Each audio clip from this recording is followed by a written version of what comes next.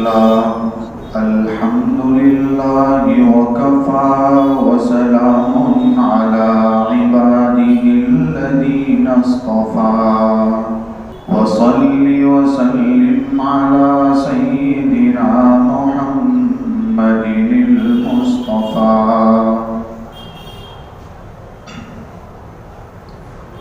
وعلى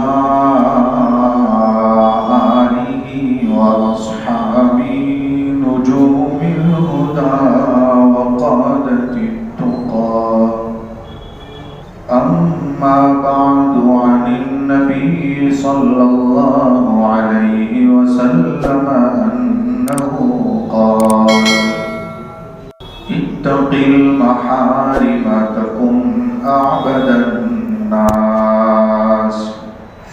صدق رسوله النبي الأمي الكريم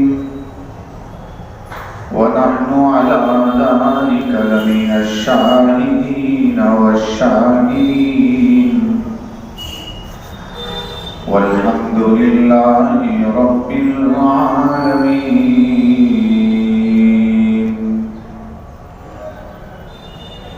ایک بار درود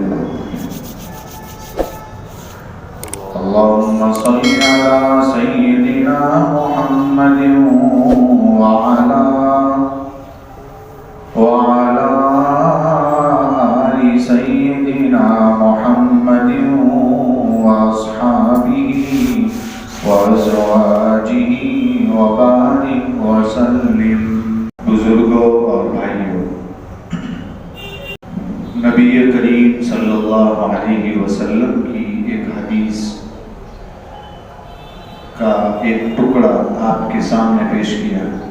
بہت مختصر وقت میں آپ صلی اللہ علیہ وسلم کی 5 باتیں آپ کی خدمت میں ممکن ہو سکے گی درج کرنا چاہتا ہوں. اس روایت کو نقل کرنے والے حضرت ابو ہریرہ رضی اللہ تعالیٰ عنہ ہیں. یہ بہت مشہور صحابی ہیں. نام ان کا عبد الرحمن ابن صخر ہے. جلیل القدر صحابہ میں ان کا شمار ہوتا ہے.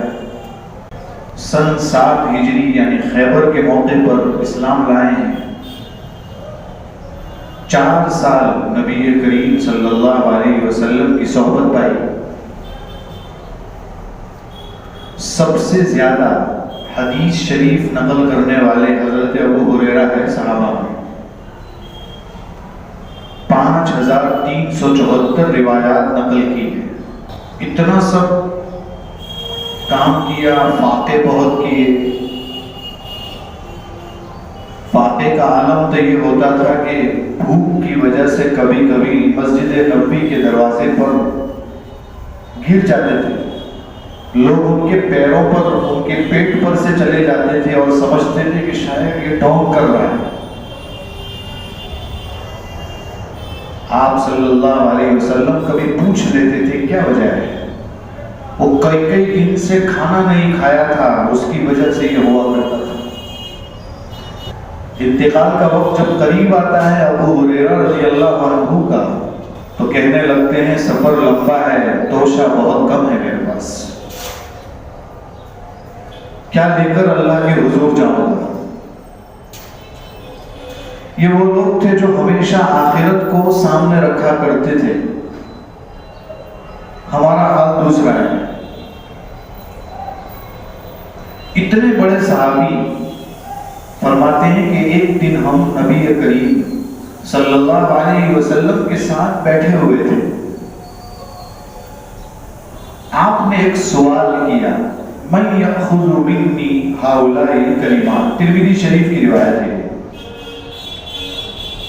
کون ہے جو مجھ سے یہ چند کلمات لے لے؟ پھر فرمایا اور اس پر عمل کرے، یا ان لوگوں کو سکھائے جو عمل کرنے والے ہیں. یہ روایت میں ہے.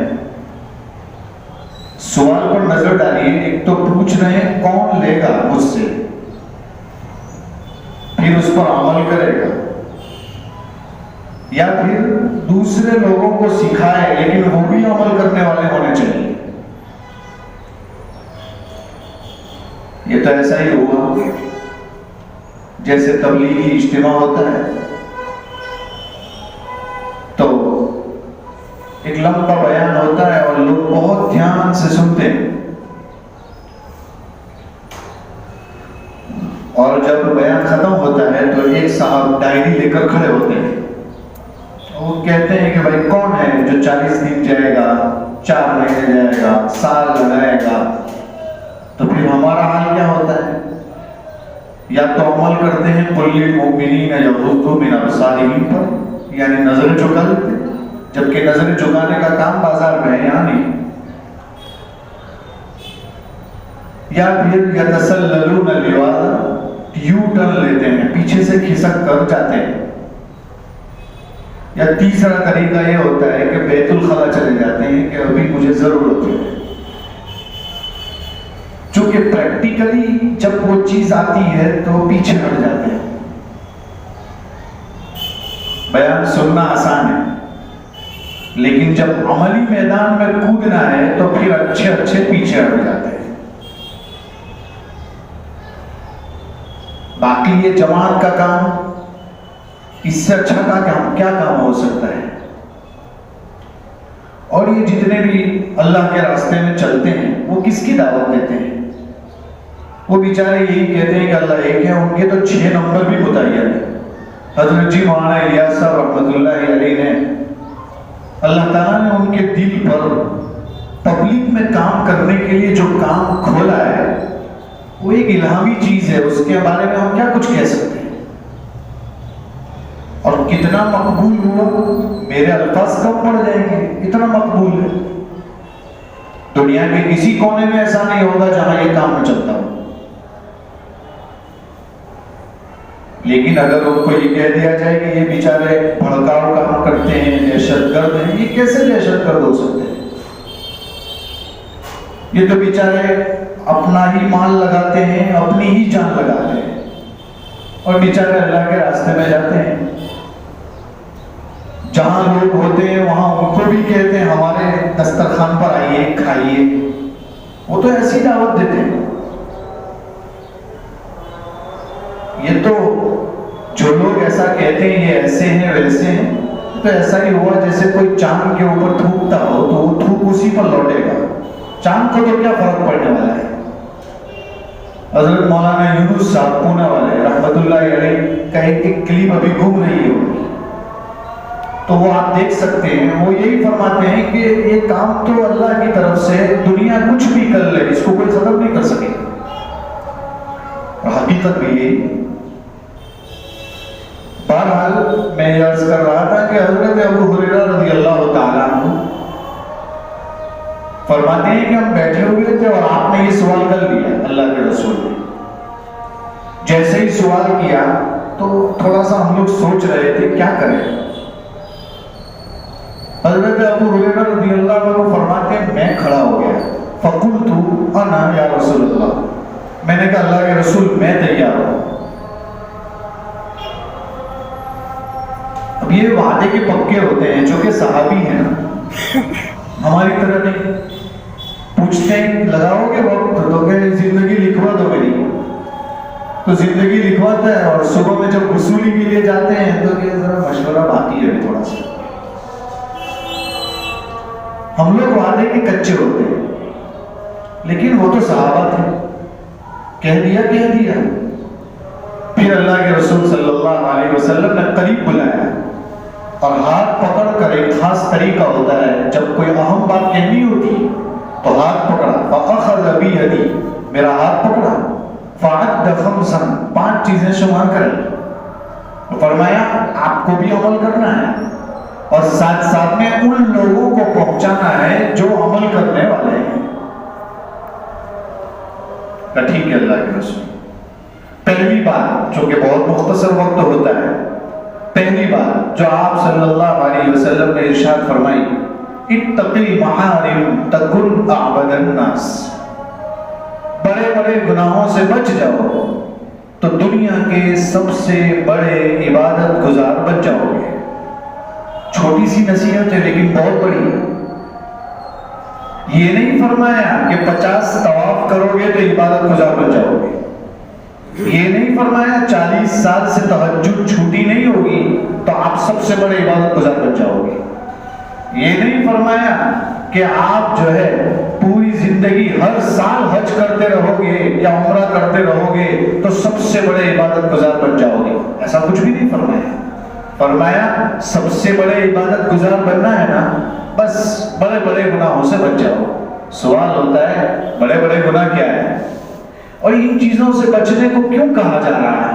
حضرت علی رضی اللہ تعالیٰ عنہ فرماتے ہیں کہ بڑے بڑے گناہوں سے اگر کوئی انسان بچتا ہے، گناہوں سے بچتا ہے تو اس کو فائدہ ہوگا، اور اگر گناہوں سے نہیں بچے گا تو کیا ہوگا؟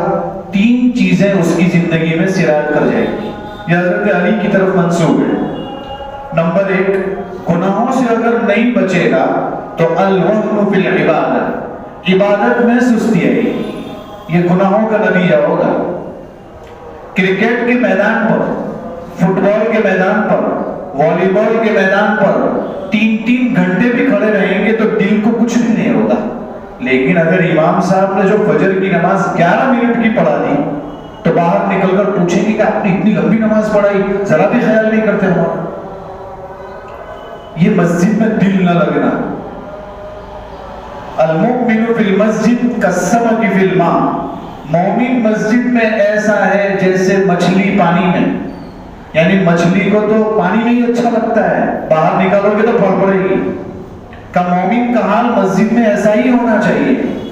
اور فرمایا والمنافق فی المسجد کالطیر فی القفص، فرمایا منافق اگر ہوگا تو اس کا حال مسجد میں ایسا ہے جیسے پنجرے میں پرندہ۔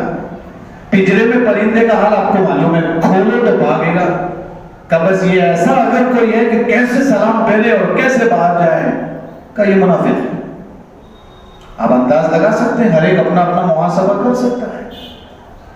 حضرت علی رضی اللہ عنہ کی طرف یہ قول منسوب ہے کہ اگر کوئی گناہوں سے نہیں بچے گا تو سب سے پہلی کمزوری آئے گی عبادت میں، سستی، الوہن فی العبادت، اور پھر اس کو دل نہیں لگے گا۔ دوسری بیماری آئے گی الضیق فی المعیشہ، کاروبار میں تنگی آئے گی، روزی کے لالے پڑ جائیں گے، یہ گناہوں کی وجہ سے۔ پیسے نہیں آ رہے ہیں، کاروبار تنگ ہو چکا ہے، سمجھ میں نہیں آ رہا ہے کیا کریں کیسے کریں۔ میرے بھائیوں، برکت کا جو لفظ ہے نا، لفظ برکت، حضرت مفتی تقی عثمانی صاحب دامت برکاتہم نے لکھا ہے لفظ برکت اسلام کے علاوہ کسی مذہب میں نہیں ہے، وہ جانتے ہی نہیں ہے برکت کیا چیز ہوتی ہے، صرف اسلام میں لفظ برکت ہے، کہیں نہیں ملے گا آپ کو۔ اور کیسی برکت؟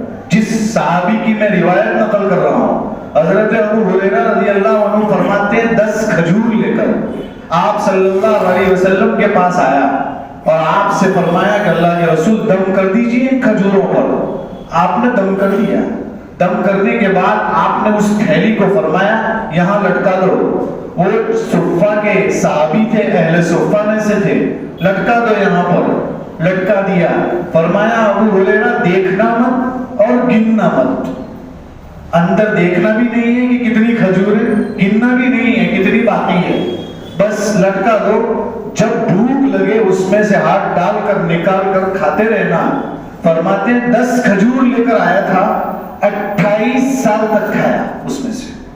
انداز لگا سکتے ہیں، یہ ہے برکت۔ 28 سال تک کھایا۔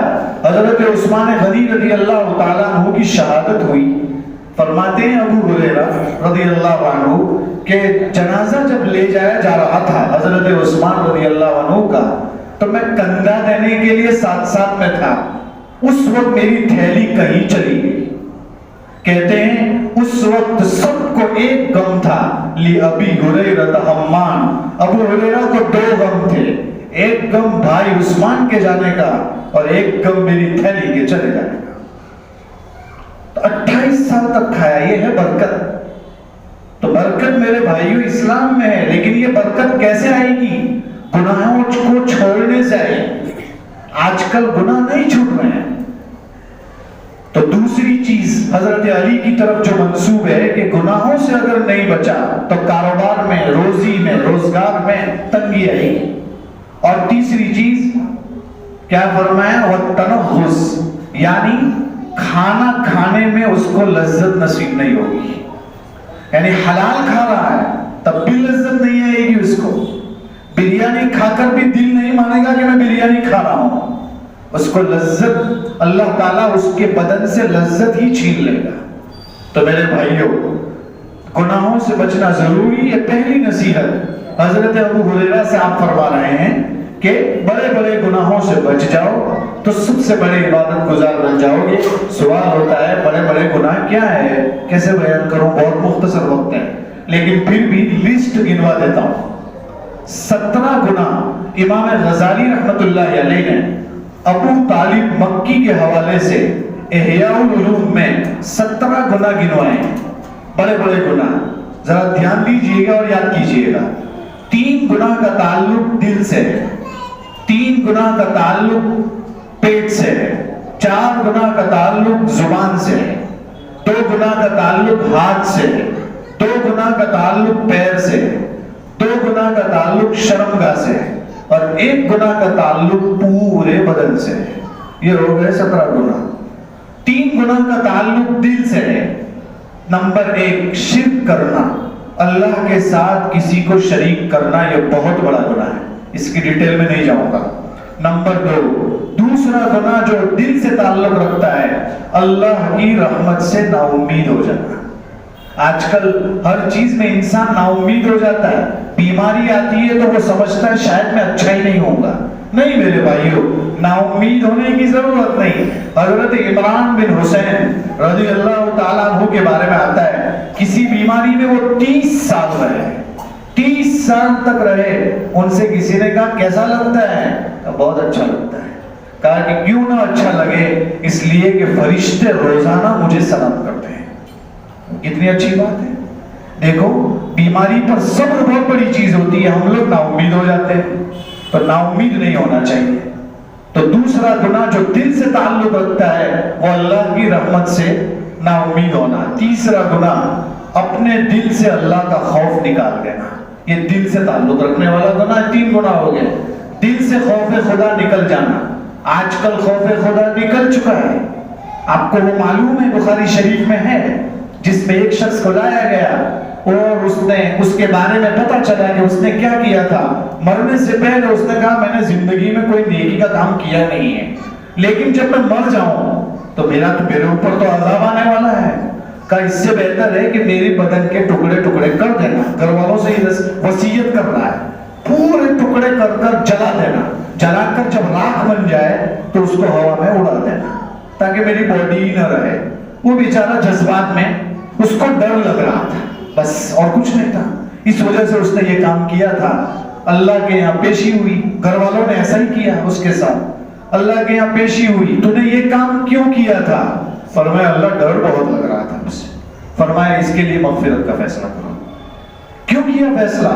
صرف اور صرف خوف تھا. معلوم ہوتا ہے آخری وقت میں بھی خوف آیا تو اللہ تعالیٰ نے اس کے لیے مغفرت کے فیصلے کیے. معلوم ہوتا ہے ہمارے پاس آج خوف خدا ختم ہو چکا. چوراہوں پر گناہ ہوتے ہیں، اور میں آگے چل کر کہتا ہوں اب تو نوجوان مسجد میں بیٹھ کر بھی فلمیں دیکھتے ہیں. تو کیا ہوگا آپ سمجھ سکتے ہیں؟ ایسے رپورٹس آتے ہیں ہمارے پاس. میرے بھائیوں، 3 گناہ کا تعلق دل سے ہے. دوسرے 3 گناہ کا تعلق پیٹ سے ہے. پیٹ سے تعلق رکھنے والے گناہ. نمبر 1 یتیم کا مال کھانا. قرآن کریم کہتا ہے ان الذین یأکلون اموال الیتامی ظلما، وہ لوگ جو یتیموں کا مال ناحق کھاتے ہیں، فرمایا وہ اپنے پیٹ میں ڈالر نہیں ڈالتے، وہ اپنے پیٹ میں پاؤنڈ نہیں ڈالتے، وہ اپنے پیٹ میں درہم و دنانیر نہیں ڈالتے. انما یأکلون فی بطونہم نارا، وہ اپنے پیٹ میں جہنم کی آگ بھرتے ہیں. قرآن کہتا ہے. اس پر بہت ڈیٹیل ہو سکتی ہے میرے بھائیوں، آگے چلتے ہیں. اس کے بعد دوسرا گناہ جو پیٹ سے تعلق رکھنے والا ہے، سود کا کھانا، بیاج، رشوت تو الگ چیز ہے، انٹرسٹ کا کھانا. یہ سود کا کھانا یہ آج کل ہمارے علاقے میں بہت عام ہے. میرے بھائیوں سود کے دھوئیں سے بھی بچنے کی کوشش کیجئے، اگرچہ ممکن جیسا تو نہیں ہو رہا ہے لیکن اپنے بس میں جتنا ہو اتنا کیجئے۔ اور آگے چلتے ہیں، تیسرا گناہ جو پیٹ سے تعلق رکھنے والا ہے شراب کا پینا ہے۔ صرف شراب کا پینا نہیں بلکہ ہر وہ چیز جو نشہ آور ہو اس کو پینا حرام ہے، چاہے وہ پیٹرول کا نشہ لے، چاہے پھر وہ جو آج کل کیپسول آتی ہے، کھانسی کی سیرپ آتی ہے، اس سے بھی لوگ آج کل نشہ لے رہے ہیں، اور پتہ نہیں ہمارے نوجوان کیسی کیسی بیماریوں میں مبتلا ہے، اللہ حفاظت فرمائے۔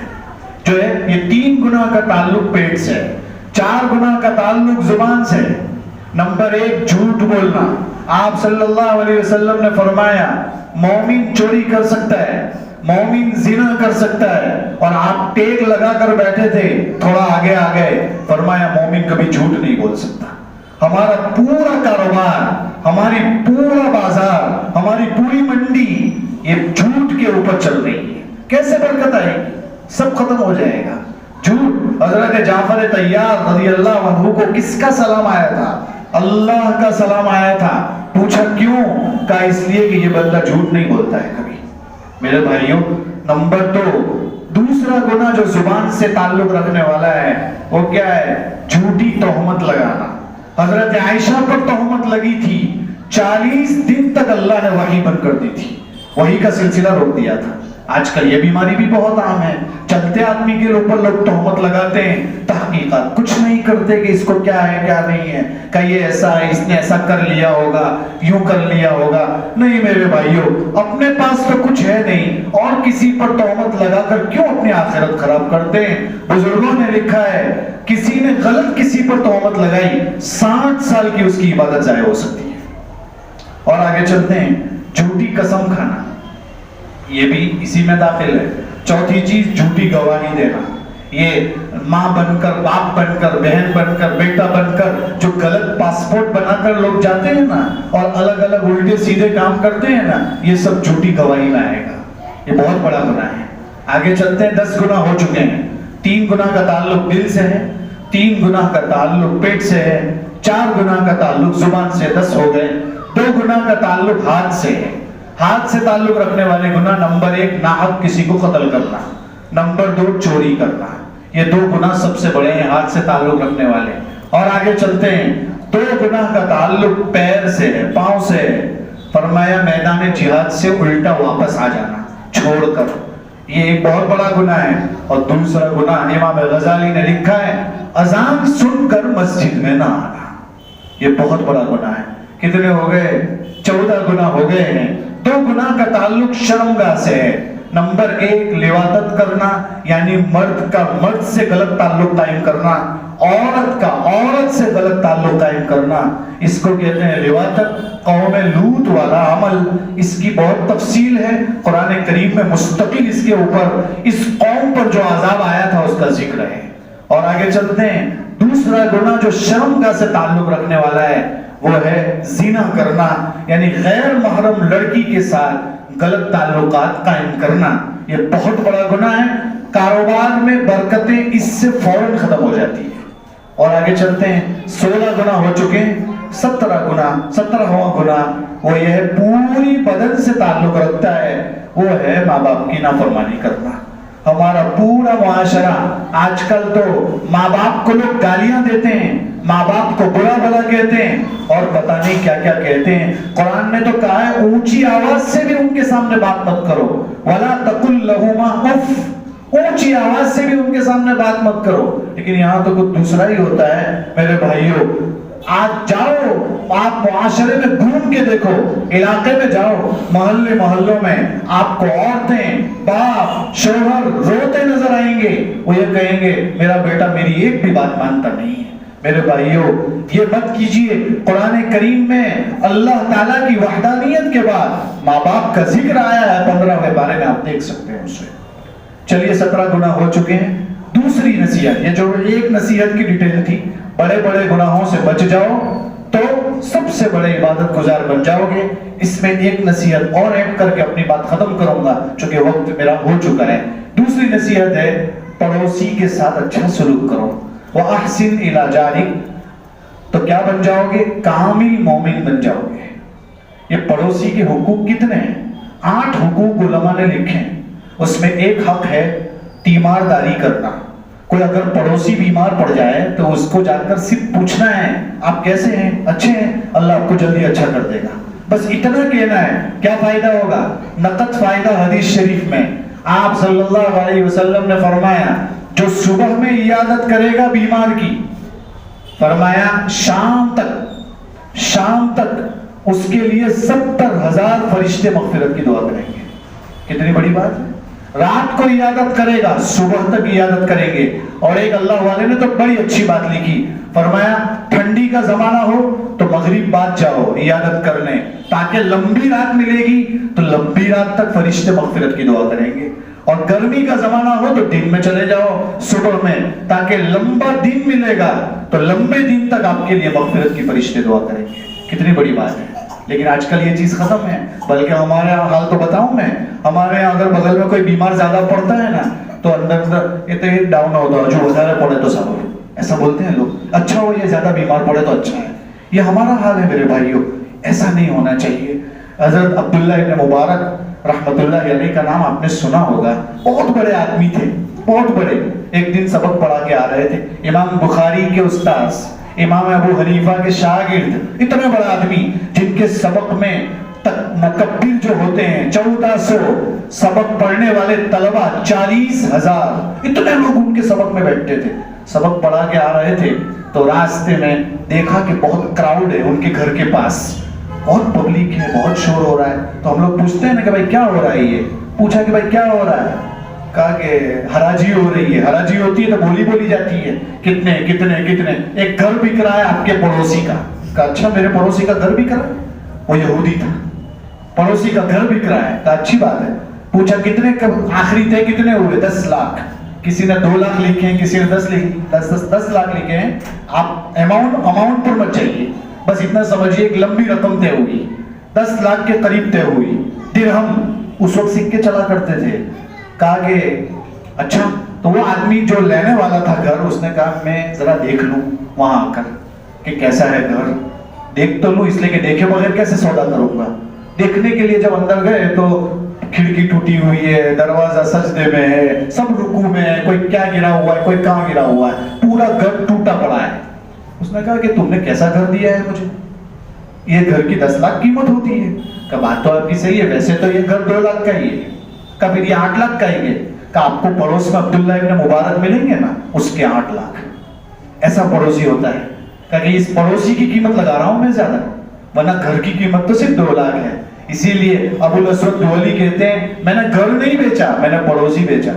اس لیے کہ پڑوسی اچھا ہوگا تو گھر کون بیچے گا، اور پڑوسی اچھا نہیں ہوگا تو انسان کو گھر بیچنا پڑتا ہے یا نکل جانا پڑتا ہے۔ میرے بھائیوں، اچھے پڑوسی کے ساتھ اچھا سلوک کرو۔ آپ کو وہ حدیث معلوم ہے، کہتے تھے آپ صلی اللہ علیہ وسلم جبرائیل مجھے پڑوسی کے بارے میں اتنی تاکید کر رہے تھے کہ مجھے ڈر لگ رہا تھا کہ شاید اس کو وراثت میں بھی حصہ دینا پڑے۔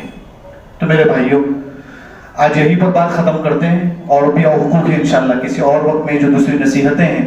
بہرحال اللہ تعالیٰ ان نصیحتوں پر ہمیں عمل کرنے کی توفیق عطا فرمائے۔ ہر وقت آپ کے سامنے ہمارے امام صاحب جو ہے مسجد کے لیے اعلان کرتے ہی رہتے ہیں۔ آپ کو معلوم ہے کہ مسجد اللہ کا گھر ہے، اس میں اگر آپ کا کچھ بھی لگ گیا تھوڑا سا بھی تو شاید یہ آپ کے لیے بیڑا پار کرنے کے لیے کافی ہو سکتا ہے، نجات کا ذریعہ بن سکتا ہے۔ ہم ہمیشہ ایک واقعہ سناتے رہتے ہیں، اور وہ آپ نے سنا بھی ہوگا۔ وہ ایک حبشی عورت نے بالٹی دی تھی صرف بدلنے کے لیے وہ ایک نئی بالٹی دوسرے کو دے دی تھی، اور اس کے ذریعے سے اس نے صرف وہ گارا بھرا تھا۔ اس حبشی عورت کو جنت میں ایک محل بنا دیا گیا تھا اللہ کی طرف سے۔ آپ انداز لگا سکتے ہیں صرف تبدیل کرنے پر اتنا ملا تھا۔ اگر آپ کی للہ فی اللہ رقم مسجد میں لگ گئی، آپ مسجد سے جن جن چیزوں سے فائدہ اٹھاتے ہیں آپ کو اس کا بہترین اجر ملے گا۔ تو آپ ہر مرتبہ دیتے ہیں، اس مرتبہ بھی دیتے جائیے، اور اپنا حق مت چھوڑیے۔ آپ کوشش کیجئے کہ مسجد آؤں گا کچھ نہ کچھ تو دے کر ہی جاؤں گا ہر جمعہ کو۔ اللہ تعالی ہمیں عمل کرنے کی توفیق عطا فرمائے۔ آمین۔ وآخر دعوانا الحمدللہ رب العالمین۔